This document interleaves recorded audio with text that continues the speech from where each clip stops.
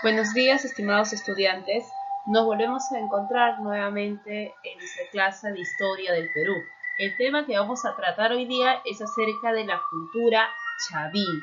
Y recuerda que la cultura chavín forma parte del primer horizonte cultural.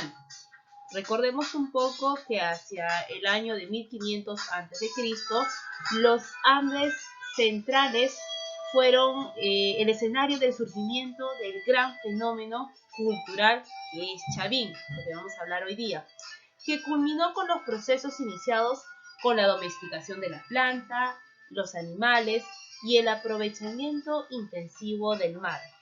Fue el primer punto de convergencia cultural andina. ¿Por qué convergencia? Debido a la causa del intenso contacto de los centros ceremoniales de la costa, tanto de la zona norte, central, de la parte también de la área andina, los pueblos se mezclaron y se fundieron sus principales conocimientos y avances culturales. No solo avances culturales, como por ejemplo los avances económicos, sociales y políticos, dando como nuevo resultado a una nueva cultura. Este proceso de convergencia tuvo su escenario en el fabuloso templo Chavín de Huanta, lugar donde se encontró la ciencia, el arte y la religión. Entonces ahora nosotros vamos a hablar sobre esta fabulosa cultura chavín. Que presta atención y empecemos con la clase. Perú. Chavín fue descubierta por el padre de la arqueología peruana, Julio César Tello, el cual consideró a Chavín como la cultura matriz del Perú debido a que fue en su momento la cultura con mayor antigüedad. Su aparición dentro del horizonte cultural ocurre en el periodo conocido como Formativo Andino y es considerado dentro del primer horizonte cultural, desarrollándose entre los años 1200 al 200 a.C. Su expansión ocurre a lo largo de la costa y sierra peruana, con mayor influencia en los departamentos de La Libertad, Lima y Ancash, siendo en este último el lugar de su origen, específicamente entre los ríos Huachexa y Moshna, en el callejón de Conchucos. Su máxima expansión en la costa ocurre desde Lambayeque hasta Ica y en la sierra desde Cajamarca hasta Ayacucho.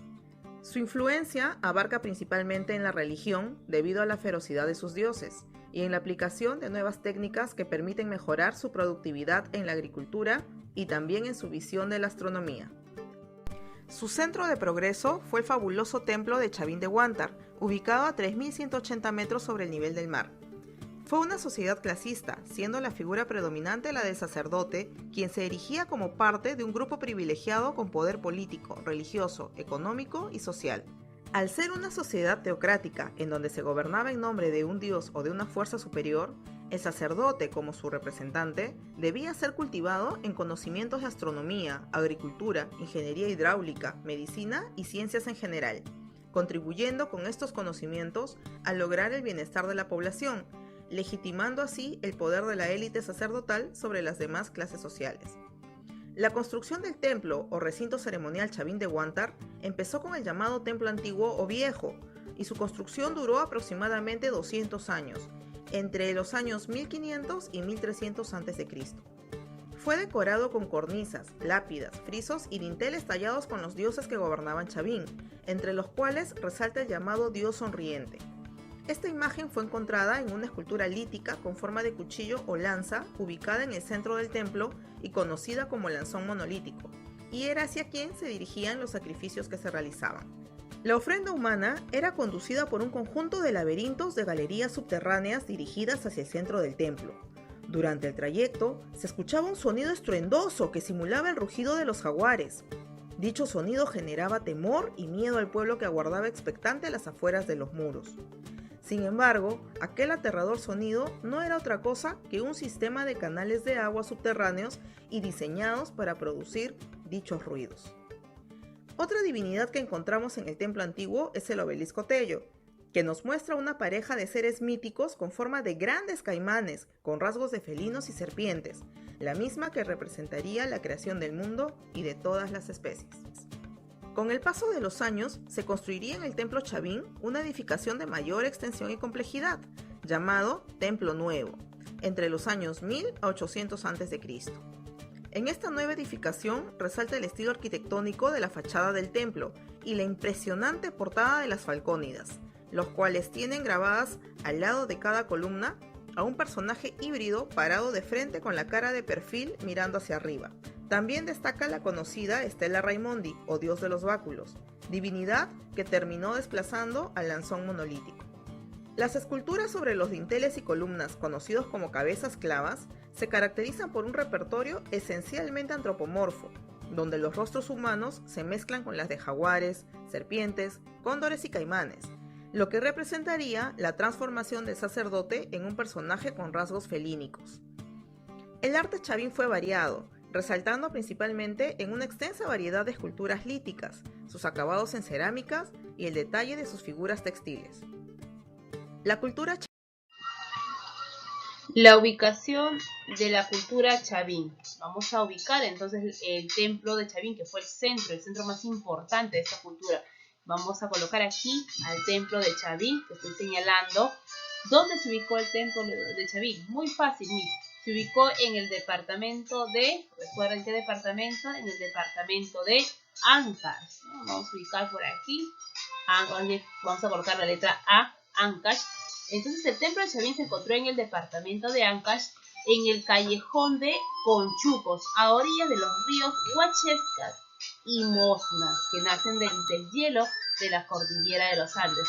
Recuerda que esta cultura fue descubierta por Julio César Tello, donde va a considerarle a esta cultura una cultura panandina. ¿Panandina por qué? Porque va a abarcar varias regiones del Perú, debido al intercambio puede ser por el comercio o, en este caso como Chavín, debido a los conocimientos astronómicos que tenían los sacerdotes, y donde esta cultura, el templo de Chavín, se va a volver muy importante en toda esta zona, en el departamento de Ancash y en toda la zona o la franja costera, como también en la sierra. Entonces a la cultura Chavín se denomina cultura panandina y fue descubierta por Julio César Tello.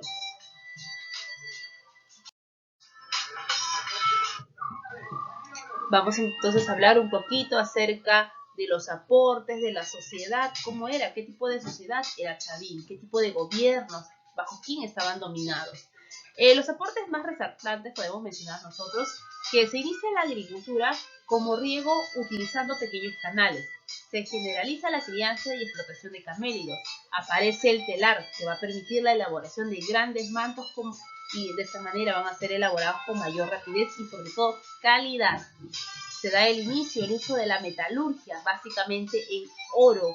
Los mantos y los objetos de oro son considerados sagrados. Se establece una nueva divinidad. ¿Y qué divinidad es esta? Es llamado el dios de los báculos. A ver, más adelante, cuando hablemos de escultura, vamos a conocer quién era el dios de los báculos. Los sacerdotes. ¿Qué función tenían estos sacerdotes para que el templo de Chavín fuera tan importante?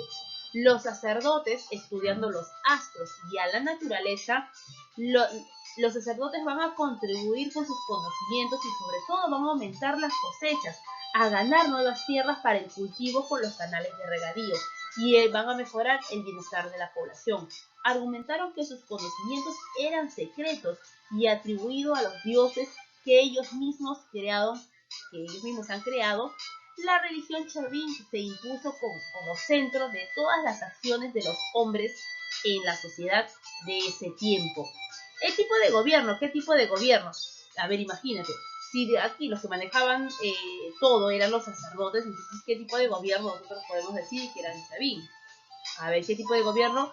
Un gobierno dirigido por sacerdotes, ¿cómo se denomina? Teocrático, era un gobierno teocrático.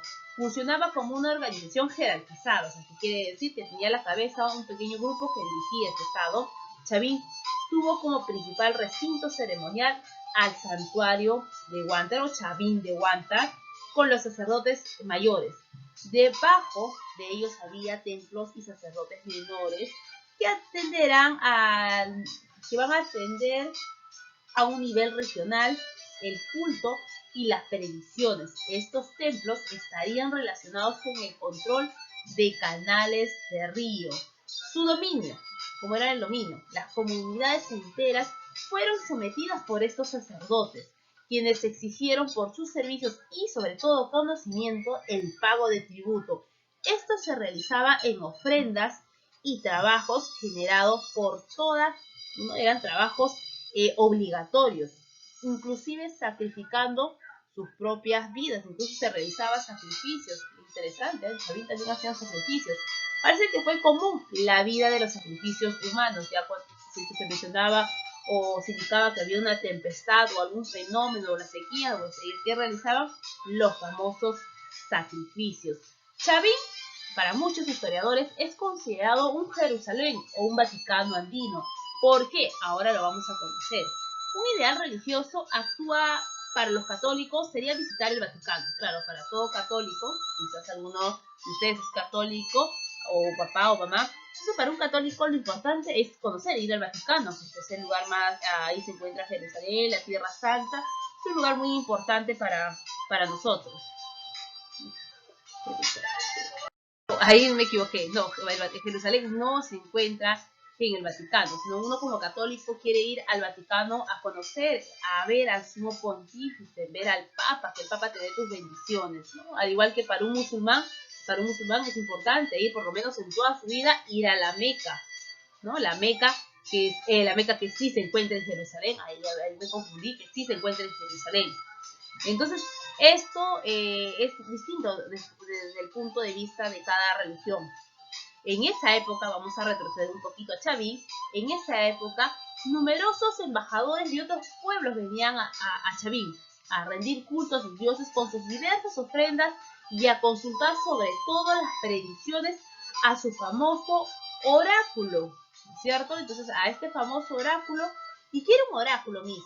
Era la respuesta que los sacerdotes pronunciaban como dada por sus dioses. O sea, era el oráculo, era la respuesta que el sacerdote, que el pueblo realizaba al sacerdote y que el sacerdote decía que su dios le había encomendado la respuesta, ¿no? Pero nada, simplemente manera de dominar al pueblo. Entonces aquí, por el año 1100 después de Cristo, no solo Chavín fue el único centro ceremonial.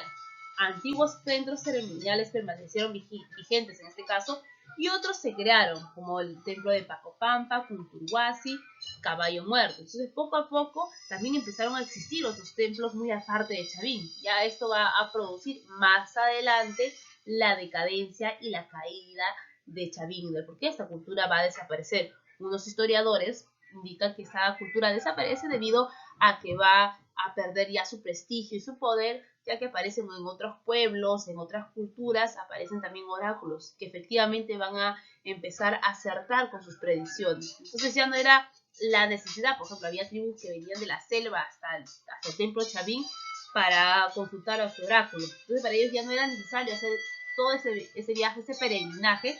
No sé si existía en este caso otros templos donde podían también ofrecer lo mismo que daba Chavín, pero quizás más cerca. Entonces eso ya es más adelante lo que viene a ser la decadencia.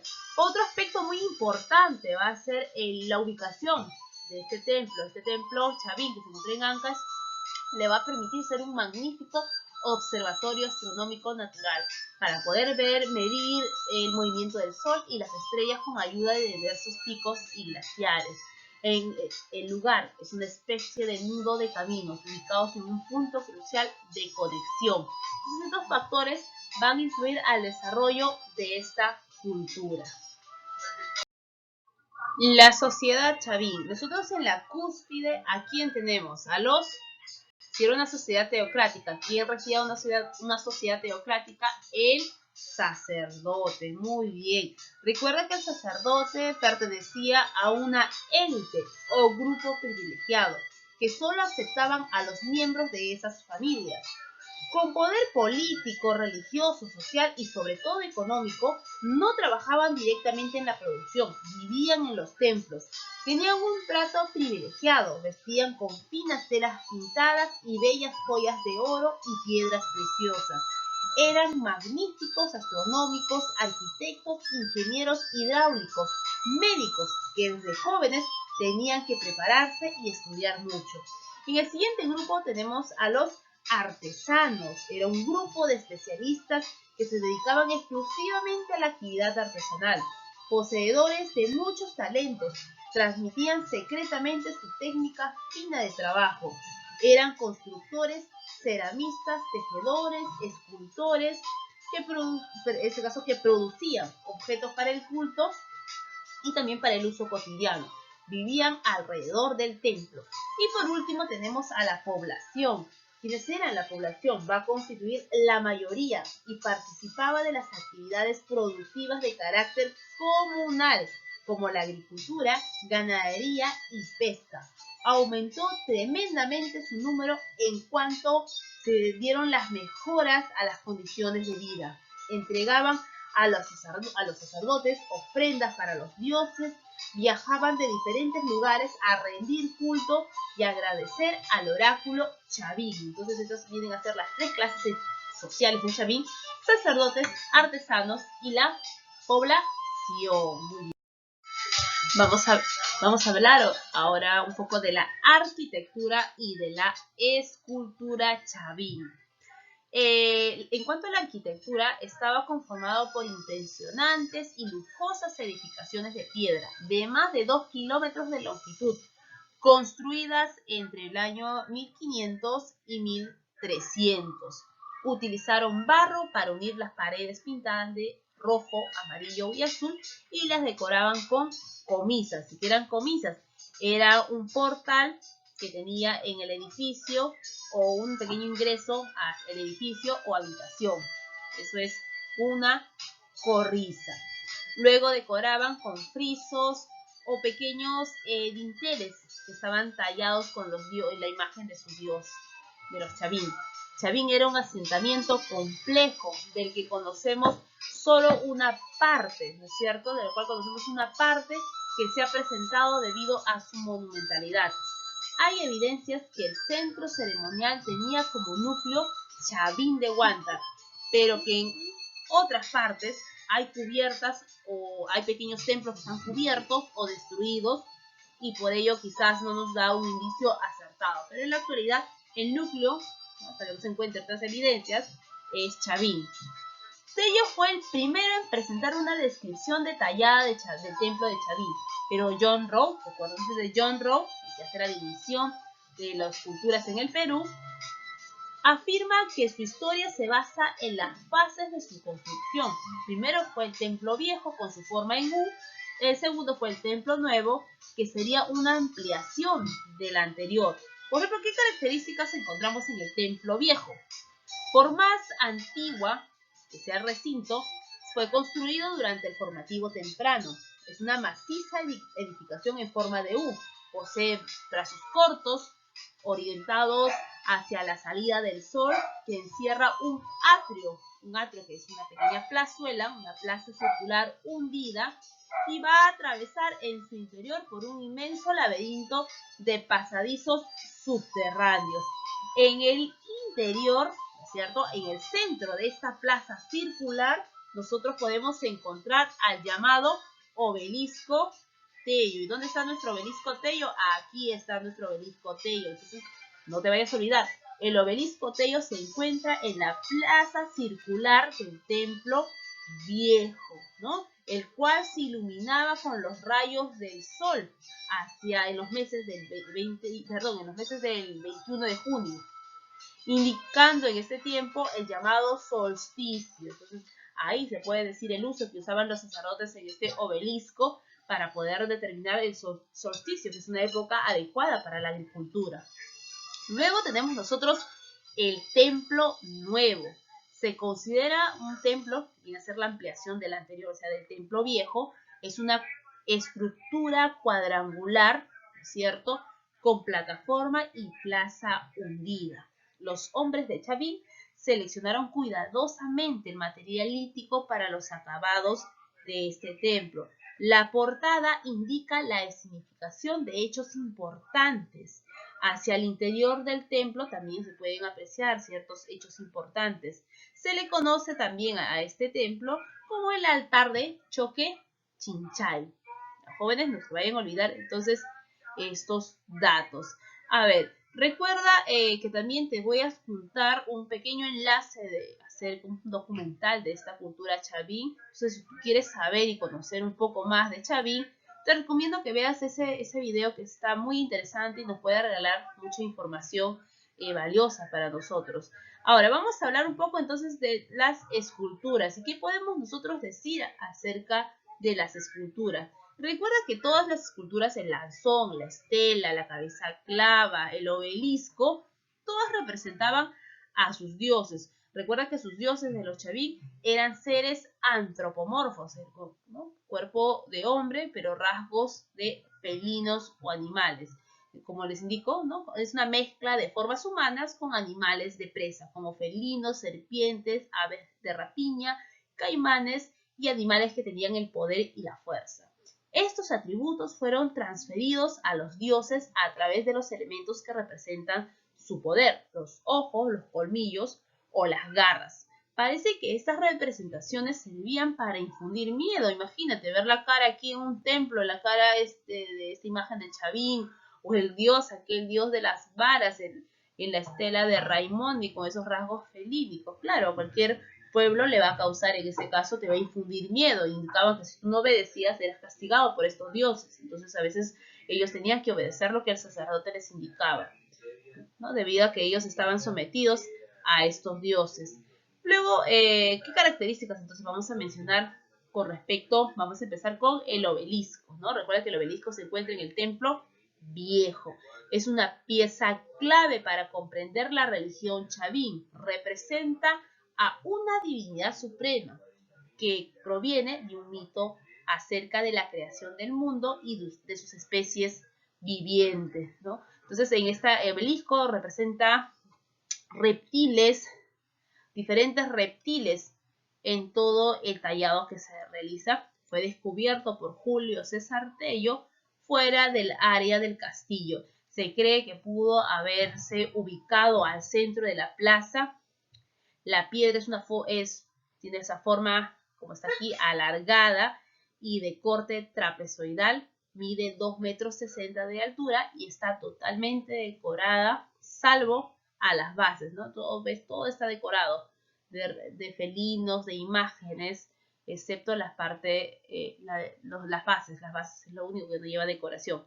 Más adelante encontraremos lo que viene a ser la llamada iconografía. En esta iconografía de los obeliscos nosotros podemos detallar qué imágenes ellos plasmaban. Por ejemplo, plasmaban reptiles, animales mitológicos. Muchos de los historiadores indican que el obelisco Tello tiene que ver con la dualidad del cielo y la tierra. Representa macho y hembra, ¿no? Eso es lo que han determinado de acuerdo a las investigaciones. Luego tenemos nuestro lanzón. Aquí está el lanzón, que parece un cuchillito.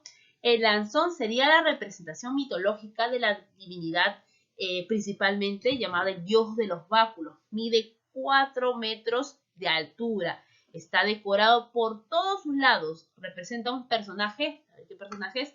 Antropomorfo con rasgos felinos, que se halla de pie con los dedos de las manos y pies terminando en garras, ¿cierto? Tiene unas garras inmensas, el brazo derecho hacia arriba y el izquierdo hacia abajo, ¿no? Su cuerpo es humano y está vestido con un faldellín, un cinturón de serpientes, una camiseta de un collar y un par de orejeras. Esas son las características del lanzón. Luego tenemos nuestra estela. Miren la magnífica estela Raimondi. Sería en este caso otra representación mitológica de la divinidad de los báculos, pero en un periodo diferente. En el Templo Nuevo era una imagen muy antigua y popular en el sur de los Andes. Puede ser producto del contacto con otros pueblos, ¿no? Que hayan plasmado esta imagen o el contacto de otros pueblos. Representa a un personaje antropomorfo con aspecto extraño, parado sosteniendo en este caso unas varas, unos báculos, por eso le denominan el dios de los báculos. Tiene en este caso también en las manos garras, en los pies también tienen garras, sostienen báculas frondosas, voluptuosas y serpientes. Encima de la cabeza, ¿no? Encima de la cabeza tiene una gran cantidad de serpientes. Entonces estas son las características detalladas acerca de la estela Raimondi. Luego tenemos el pórtico, como está aquí en nuestra imagen, el pórtico de las Falcónidas. Es una construcción como de acceso principal al templo nuevo a través de escalinatas. Consiste en dos, ¿no? Como está aquí, en dos columnas de piedras negras cilíndricas totalmente grabadas con imágenes de águilas humanizadas que sostenían un dintel, en este caso voladizo, un dintel voladizo en forma un dintel voladizo en donde estaban grabadas las imágenes de 7 falcónidas de perfil, que eran falcónidas, eran imágenes de águilas humanizadas, no se vayan a olvidar si les pregunten. Y por último, bueno, ahí no está nuestra imagen, tenemos las llamadas galerías subterráneas, eran corredores de 90 centímetros de ancho, con 24 metros de largo, posee celdas o compartimientos. Probablemente funcionó cuando se veneraba a la divinidad del lanzón y la plaza circular estaba en este caso en uso. Entonces estas vienen a ser las características de esta cultura. De igual forma te invito a que sigas conociendo e informándote más acerca de esta cultura. Lee tu libro e intenta resolver las preguntas que tiene tu boletín. Estudia para tu práctica y nos vemos en la tarde. Buenas tardes. Gracias.